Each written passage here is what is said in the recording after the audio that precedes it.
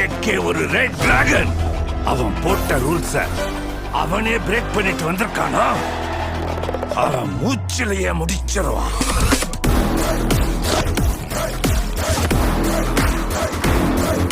நாம எவ்வளவுதான் குட்டா இருந்தாலும்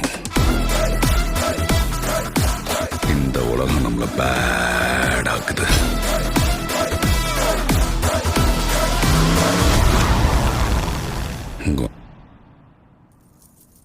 காட்டுறேன்.